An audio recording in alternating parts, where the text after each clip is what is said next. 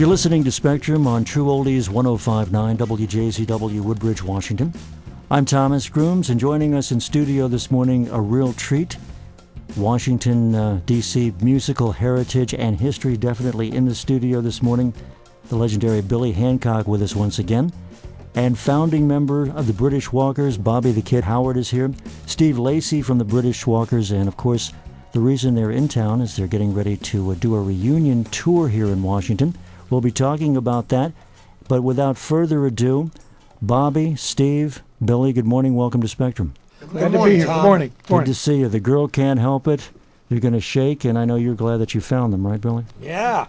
Tell us a little bit about this project. I know you've been planning on this for many, many years, and it's finally coming to fruition in 2009. This is a project that's been in the making for almost 1 year now. This is the first group of a project of several. You could call it a series. And I picked the British Walkers first because, to me, they were the greatest band representing Washington, D.C. in the 1960s. They have quite a history, as we said, coming on the air. Bobbie, you go way back to the 1960s when music was changing in Washington. Kids were dancing on the Milt Grant Show. We had segregation. We had a lot going on musically, and you were here for all of it, along with Roy Buchanan, the legendary Roy Buchanan. Yep, and Link Wray. Link Wray was back then, too, with Milt Grant. It's definitely, and of course, we just lost Don Dillard a couple of weeks ago. Don Dillard was in there, yeah. Don Dillard, Barry Richards. But tell us a little bit about the Washington, D.C. music scene 1960 through 1963, before the Beatles hit. Everything was, mostly Motown was very strong, and then the Beatles came and around 64, and then it started going towards the English way, and we went from doing R&B and Motown to doing English and blues. Washington's music scene definitely was rooted in the rhythm and blues genre. I mean, the soul stations ruled, you know that, WOL, even the daytimers work in WUST. We listened to them for all the rhythm and blues music that you didn't hear on WEAM or that you didn't hear on PGC. Yeah. Even WDON played a lot of that stuff. Yep. A variety of R&B. But Danny Gatton was a lounge singer, as a matter of fact, right, Billy? He was playing jazz in the lounges and places in Southeast. As a matter of fact, he was at the, what was it called? That place, the Champagne Room. Mm-hmm. As music changed, after the Kennedy assassination, one time I interviewed Ronnie Dove, and we talked about this, and we thought the morale of the country was at a point that we needed something new. We needed a breath of fresh air. Lo and behold, Carol James was playing the Beatles in 1963 on WWDC AM, and I Want to Hold Your Hand was being played in 63. They came over in 64, lifted the morale of the country, of the teenagers, and the rest is history. And you guys were in the music scene, heavily involved in the music scene. So you changed your way of doing things. You changed your stage presence. You changed your repertoire, right? Yeah, changed the material first thing. And we started writing in that vein. And we wrote a couple of good tunes. I Found You with Roy Buchanan was great. We were very lucky. We were at the right time at the right place. And Roy was one of the original members of the British Walkers? Yeah, Roy and I decided to do it. The group was called the High Boys, Bobbie Howard and the High Boys, who went to have publicity pictures made. And while Roy and I were up there, we talked about it, and we changed the name on the spot to the British Walkers. When we were in Philadelphia, he came back. Mitch Corday was our manager. He said, "What is this? The British Walkers." I said, "That's our new name." And I went and bought some riding coats at a riding place. You buy your riding clothes for horses, and that's how it all started. I know there was some controversy in O'Connell High School about the British Walkers, whether they were named after the shoes or the jackets that they sold at Hex. Remember the British Walker coats that they used to wear in the 1960s? Right. And, of course, we'd go down to see Tony Taylor and the Hangmen play in the women's apparel aisle. They would do a Saturday show there. Right. But you guys did a lot of stuff around town. You opened up for many of the great British bands, the Animals. You opened up for Eric Burdon. We worked with the Yardbirds, Herman's Hermits, Animals, the Beach Boys. We worked with all of them. It was a good time. It really was. Can you maybe share a few funny stories going back to the 1960s of times behind stage? I just remember when the Yardbirds came, they didn't even have any amplifiers or anything. They had to use our equipment. We had better equipment than they had, and Hermes made a comment that we were dressed better and our hair was longer. We had some funny stories, yeah. Yeah, what they call us teddy boys. Yeah. Teddy boys. Teddy boys. Yeah. Yeah. And Billy, what were you doing during that time period? You were doing was in New rockabilly York. music and everything else, right? I was in New York listening to British Walkers on WABC. But the bands that you were in at the time. Well, at that time I was in the Monarchs, and we did a group called that, and we did some stuff on Cap Records. And Cap Records went through a shake-up, and we did an awful lot of good material. I have it, a lot of it right now. And we only got one record ever released on that label. Louis Armstrong was our biggest artist, and he had just come up with Hello Dolly. You know, and how much bigger could you have gotten, you know? Do you know that's the first record that knocked the Beatles off the American charts? Was a 64-year-old man. Sure. That's true. That's Sure. really true. I remember that. You can look it up on Wikipedia or whatever that is. Right, and before that, the singing nun was holding her own, Yeah, right? yeah. You're listening to Spectrum on the Neutral Oldies 105.9. In studio this morning, a real treat, the legendary Billy Hancock in the house. Bobbie the Kid Howard and Steve Lacy from the legendary British Walkers, a band that definitely ruled here in the 1960s. And as you said, you started right during the British invasion. You mentioned the Yardbirds. They had that first hit, For Your Love, 64, 65, when you guys were just picking up speed. Jimmy Page was playing with them then. Right, Clapton just left because he didn't want to Yeah. be commercial. Yeah. I remember Page playing guitar. Hmm. Yeah. And then, of course, Barry brought Led Zeppelin to the Wheaton Youth Center in 1969, right when the new Yardbirds were folding and Led Zeppelin was taking off, and there was Right. about 30 of us there. Right. And we did a big deal about that a few months ago. Billy helped us out with that, and Yeah, the Washington that. Post helped also by not believing it. Barry came east, and he told us the whole story. What's ahead for the British Walkers? Tell us a little bit about this project. What can we expect over the summer of 2009? Well, the summer, this is a test run for something that I have planned for the last 2 years. And Tom, I know you remember in the 70s and late 60s where we used to have this, the local government sponsored free concerts for everybody in our parks right here in the District of Columbia. Sure, lunchtime concerts. Lunchtime concerts, Peace Street Beach concerts. Mhm. It was called, what was it called? Summer in the Parks. Summer in the parks. Summer in the We played Parks. one of those. I am trying to get enough people on my side to revive it. That would be cool. We need it. Of course we need it, and especially the issue of gang violence comes up on this show every week. You know, people are looking for something to do over the summer. This creates jobs. This creates volunteer opportunities. This keeps the kids busy over the summer. And, of course, keeps the musicians working. And we're exposing all this great talent in Washington. And we sure have a lot of talent. We were thinking about people who came from D.C., you know, musicians. You have to pass before they know you lived here. I mean, Yeah. they inducted Mama Cass into the Whammies, after she was gone. Yeah, So many people get in after they're gone. absolutely. But if Billy Hancock has his way, he makes sure that people get credit while they're still on planet Earth, right, Billy? Well, I figure this way. If you're busy listening to good music, you're not breaking into somebody's house. Okay? It's a good point. Now, let me ask Bobbie and Steve this question. MTV, did that mess up your minds pretty much in 1980 when you saw that come to fruition on TV, Steve? I was very surprised to when MTV first started. Yeah, to catch that on and just think, wow, look at what a source! What a source! But do you believe that video killed the radio star and killed the 45 RPM record, It may well have done that. the hit single? Yeah. What are we going to do about that? I mean, think about it. It's your responsibility because you contributed so much in the 20th century to music. And now as we go into the next century, kids are not going to remember the British Walkers. They're not going to remember Well, Bunker Hill or any of these people that paid their dues. I remember. Well, we'll just have to bring those guys back out again. I think there's a group of the boomers out there that have probably settled down, and if all they need to do is be made aware that this source is being reinvented, and they're liable to come out from their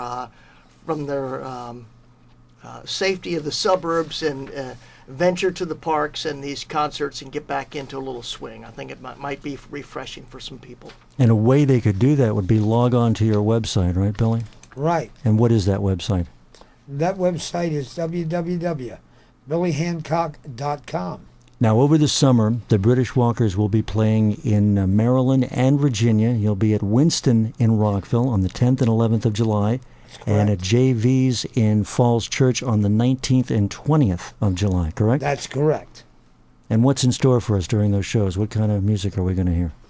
You're going to hear some old British Walkers music, I think. Bobbie's got some surprises. I don't want to let him out of the bag. And, of course, a real fair, good share of great rhythm and blues, which they always did, you know.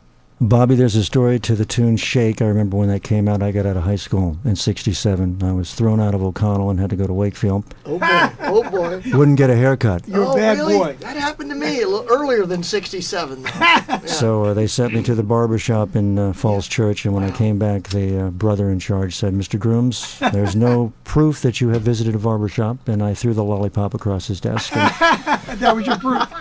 Wakefield High School and the English Setters, that was my future, you know, the future before the Cherry People. And who else played? All those bands from Yorktown High School. You battled with many of them. But 1967, Shake, there's a story to that tune. Can you tell us a little bit about it? When we recorded, I originally heard it by the Small Faces. It was a version I liked. And then I got together with Larry Kidwell. I got Johnny Hampton to do the arranging, and we went in and did it. Sam Cooke, of course, did it. Right, he was original, right. But I like the Small Face out of England. That's where I got the idea to do it. And you guys also charted nationally, didn't you, with that tune? Yeah, we hit the national charts with it. And when you first got on the charts, first tune was what? I remember The Girl Can't Help It. They played that a lot on Weem and on PGC. Little Richard was in town a couple of weeks ago. Yeah, I understand he was here. Great reviews. Still has a rockin' band, two drummers. He'll go forever. Definitely. He's coming back in August. Right. Oh, fantastic. And he's still going strong. He's not going to go out without rocking and rolling, no doubt about it. Nor are the British Walkers. Is there a website set up for the British Walkers Yes, yet? there is. And what is it, Billy? It's called www.britishwalkermusic.com. All right, www.britishwalkermusic.com. And what will we find there, Billy? Well, you'll find their shows. You'll find some great photos of the guys. You'll find some British Walker stories. There's pictures of their old single records and pictures of the various changes as the band, evolved from '64 through 1968. What about British Walker's music? Is that available today in 2009? There's a brand new CD that has everything the British Walkers ever recorded for the very first time ever any place in the world. And an excellent mix too. I mean, it's been re-digitally mastered. It sounds fantastic. It really does. Yeah. Billy did a great job. He did on a super job. Billy, I can't believe he did it. It's incredible. He goes all the way back. I remember first meeting him, I think, in '72. He came to WHFS with Amos Milburn, I believe, and he was pushing Aladdin records back then. I mean, the guy's ahead of his time, and nothing bothers him. You can go online, you can have your iPod. It doesn't bother Billy Hancock. Nope. He's going to do it his way, and we're going to hear it his way, and it always comes out the best. Super. What about your agenda for playing, Billy? Where have you been playing lately? Well, I've been kind of laying low on the playing. Just for the last couple months, and I'm going to hit it back hard in late summer. Mm-hmm. But I really, I'm still at JV's. He might be a new British Walker. June 20th. I saw him at Chick Hall's not too long ago. Oh yeah, June 28th. I'll be at JV's. Oh yes, and I'll be with a Nashville recording artist. The July 18th. And that's Donna Frost. Great. Yeah, she's got a new record up, Climbing with a Bullet. You were at Chick Hall's a couple of months ago when I saw you. I had a ball there. It's great. And it was kind of a neat thing. I forget who was, Marty was. Marty Brahm, yes, it was her. She hosted that whole thing. Did a great job of it too. There's still a lot of good music here in Washington, D.C. 40-some years later, Bobbie. You know, if you got to look hard, but it's out there. There are many, many clubs still open, and you just have to look. And you know, there's still singles. Yeah. Yeah, there are. Because I'll tell you why. I did an album in 2005. Now, I don't think the number of albums that I've sold on Passions, you're familiar with that. I don't think it's anything to write home about, but I probably sold somewhere between 25 and 35,000 singles of Passions. And that's because people are buying the single. What about downloading these particular singles? That's what they're doing That's online. how you buy a single these days. That's the equivalent of a 45 RPM record. When the British Walkers rehearse in the next couple of weeks, you guys will get together. You haven't seen each other for a while. Yeah, there's 2 of us here now, 2 more coming in from the West Coast in about another week and a half. What are you going to do? Are you going to do your old stuff? Are you going to do some new stuff? How are you going to put it together? Both. We're gonna do the originals. We did a lot of R&B back in the '60s, round table and concert days, and we've got an idea for some new stuff. We've got some surprises, but it's we've been rehearsing a little bit. It's a lot of fun to go over those tunes and play them again. It really is. It feels really great. We're very lucky after all these years to have the opportunity. Us guys are still alive, sane and healthy, and want to play and to put the equipment on, and we're looking forward to it very much. And looking good too, Stevie. Very big. Oh, thank you, Bob. Golly. You're listening to Spectrum on WJZW, Woodbridge, Washington. I'm Thomas Grooms in studio this morning. Mr. Billy Hancock, also Bobbie the Kid Howard, and Steve Lacey, and our focus, the reunion of the British Walkers in 2009. They'll be playing around town at JV's on the 19th and 20th of July, and at Winston and Rockville on the 10th and 11th. And if you have questions or want more info, www.britishwalkermusic.com or your website. That's correct. Which is www.billyhancock.com. Yes, and MySpace also. You're also on MySpace. There's 2 MySpaces. There's the www.myspace/Billy Hancock Music. And then there's www.myspace/British Walkers. Bobbie, I guess it was about 2 years ago, Billy came in with Robert Gordon. They did a show at the State Theater. Right. You know Robert from being around in Bethesda, playing in bands back in the years. 60s. Oh, yeah. Way back. And he's still with Chris Spedding. He just did an Elvis tribute, right? And he was doing Conan, I think, when he came in, or he was going to the Conan O'Brien show. How's he doing? He's doing fine. He really is. I heard from you. Have you any idea that there was a British Walkers tune actually covered by Robert Gordon? I Found You. Cool. Yeah, that's right. He did it. He did it on one of his RCA albums. And what was the band he was in here? Was it the Bel Airs or you were in the Newports, right? Yeah. The Bel Airs. Mm-hmm. You're right. I wanted to say Newports, but they knew the Newports. They were from this area, Chevy Chase. You are my love. How can this be? Why were you sent to me? I was lonely and so blue. Then I found you. Then I found you. I found you. Then I found you.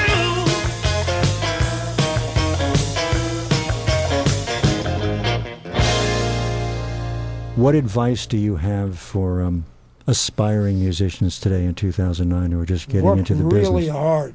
And don't just listen to what you hear on the radio. Listen to everything. Everything. Sure. Go to libraries. And Bobbie, your history is your resume, it's outstanding. You were a protege of Link Wray, who back in the day was, he was the king of instrumental guitarists. We just lost a gentleman from the Ventures a couple of days ago. Yeah, I just read the tape this morning, Bill passed, and They contributed so much to rock and roll, and people don't know that. The instrumentals that they did, used in movies. Link and- Wray belongs in the Rock and Roll Hall of Fame. He really does. He influenced a lot of people. Peter Townsend. I mean, everybody. He belongs there. I'm shocked that Link Wray's not there. We But had a Link hired petition. me when I was 16 years old Uh-huh. to come up and work a half a set, then bring him up. And it was a great opportunity. He got me started. Introduced me to all the record people in New York. I had my first record contract with Epic Records when I was 16. Thankful to Link Wray, really. He was a good friend, too. If he was your friend, he was a true friend He throughout was the years. friendly to everybody. The guy was not about himself at all. He No, really wasn't. He I didn't heard from believe him. his own publicity. A lot of guys do that. They start believing their publicity, No, he was very down to earth. Oh, He very told me nice. one time he was in New York and John Lennon got on the elevator and couldn't believe it was Link Wray and didn't know what to say to him. He choked, as they say. As Eminem says, he choked right there in the Yep. elevator. That's funny when Yeah. that happens. And he said in the 60s, when they played the D.C. Coliseum and did Ed Sullivan, there was a week where they had time off, they wanted to go to Link Wray's house and meet him. So they got together, and Link thought all the chaos for the girls, they were all for him, but he didn't realize it was the Beatles and the British invasion taking over. He told me Right. that story. Cool. And, they idolized him, as you know, and Pete Townsend, all too. the musicians story. Every guitar player I know, the first song he learned was Rumble and Honky Tonk. First two songs. Every guitar player I've ever talked to. And he played right to the end. I have Yep. a tape in my car, CD from his last show. Do you really? Yes, I do. No I kidding. have a lot of his stuff and some videos. So we did a very nice tribute for him a couple of years ago, didn't we, Billy? And it's just a matter of time. There's been several petitions. It's a matter of time. Oh, yeah, They the Rock can't and Roll Hall ignore of it Fame. forever. No, not at all. And Rawhide, you contributed to Yep. that Yep. and so many things. And I believe Mr. Norton put out a box set of the old records, Yeah, right? Billy Miller. Billy yeah. Miller put that out on Norton Records? Yeah, and on there, one of them is the Batman theme, Yeah, I was just going to which say that. Don't Bobbie forget. Howard is Robin Yeah. on that. Yeah. We'll have to dig that up and play it. Okay? We'll play that in the Groove Yard. Back in the day when you were on the road, you went up the East Coast, you went to Boston, you went to New York, you played a lot up there. Very quickly, can you think about any shows that you did? Did you ever play with the Stones or the Beatles? We never played with the Stones and Beatles. We played with everybody else, though. The Beach Boys, you name it. We played with every group we opened. We used to like to go to Buffalo. Buffalo, New York was a good town to us. Guy named Jerry Reynolds. He used to play our record 3 or 4 times in a row. We played the Rooster Tail, which is a upper supper club in Detroit, which is a very high-class place. And they loved us there. We used to wear tuxedos in there. But it was great. We had some good times. We really did. And after you disbanded as the British Walkers, I have a rare album in my collection, Mordecai Jones. That's a special project and a gem here in Washington, D.C. Tell us about that, Bobbie, Mordecai Jones. That was a record deal we did with Pollard where they wanted 6 albums. Link put that deal together, and we recorded for like a month and made these 6 albums, and we did every name we could think of. And I just seen the movie, The Flim Flam Man, with George C. Scott played Mordecai Jones in it, which I love that movie. And we just picked that name, and it sounded good. And we tried to put a group together to promote that record, but I could not put a group together that could duplicate that sound. I tried. We just couldn't. That thing is so funky. There's no compression. There's no echo. There's no equalization in it. It's just raw music. And I couldn't duplicate it with a band. Just couldn't do it. And a lot of recording was done in Accokeek, Maryland back in the day, wasn't it? Yeah, a lot of good artists there. Danny Gatton, everybody was there. It was a good time. We recorded for about a month. Every day. And Link's brother Doug Doug. had a band that was always playing in the Waldorf area. Shorty Horton, Doug, everybody was there. Again, for those who want to see the British Walkers, you'll have that opportunity when, Billy? Well, they'll have the opportunity at the 10th and 11th at Winston, and that is in Rockville, and JV, and that is in Arlington. That's going to be the Falls Church. Falls Church. Yeah. Well, Arlington Boulevard in Falls There you Church, go. and that is the 19th and 20th. Any advice for any of these kids who want to join gangs over the summer, Steve, Billy? Goodness. Oh, yeah. Go out Bobbie? and get yourself a guitar. Music is such. Practice. Go to the basement, practice. Practice music. You're better off. Music is so much more creatively rewarding than stealing parts off cars or roughing And people girls up. love musicians. If you want Oh. girls, pick up a guitar or some drums or something. You get all the Awesome. girls I you mean, want. there just always is. I think one thing that helps to keep musicians working for years is seeing other people around them doing similar material and having hits and thinking, if they can do it, I can do it. You get guys that work well together and have a good sound, you very likely could be successful. Hey, you get to make some choices, make some money, enjoy yourself, be creative. There aren't too many things better than that. Plus, there's no money in stealing car parts You today. can also go to the pawn shop with $100 and get a guitar right away. You don't have to wait 8 days or whatever while they do Yeah, the like buying a background gun. check. Yeah, There you go. yeah. Let me ask you this. If you had to go on American Idol tomorrow, are the British Walkers ready? Oh, boy.